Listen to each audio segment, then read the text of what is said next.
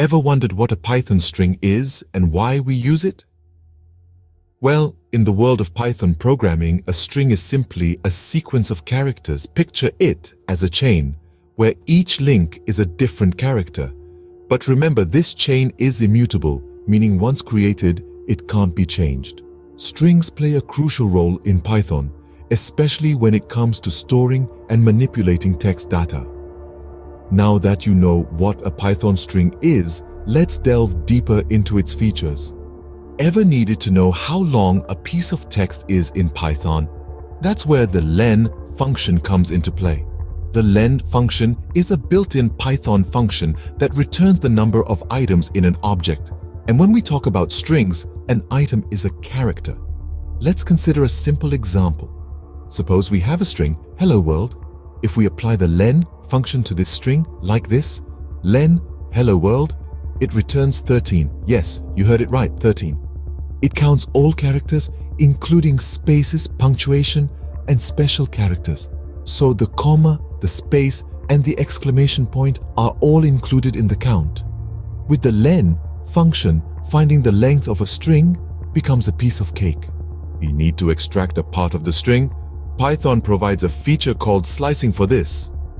Slicing is a concept that allows you to get a portion of the string, much like slicing a piece of cake.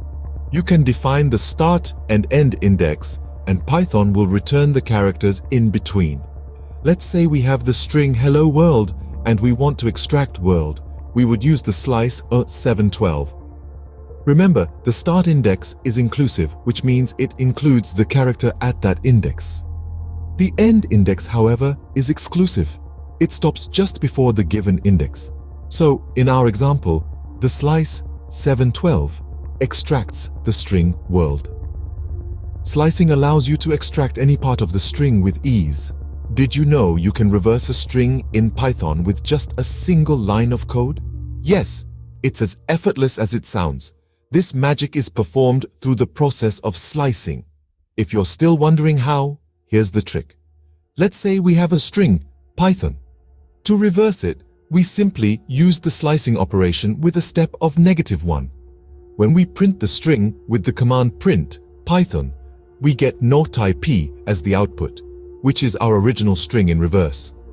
Remember, this is just one of the many ways to reverse a string in Python. There are other methods too, each with its own unique charm. Reversing a string in Python is as simple as slicing a cake. So, we've covered quite a bit about Python strings today. We've delved into their nature, explored how to measure their length, sliced them into smaller pieces, and even flipped them backwards. With these tools in your Python toolkit, you're well equipped to handle strings in your programs. Keep practicing and happy coding.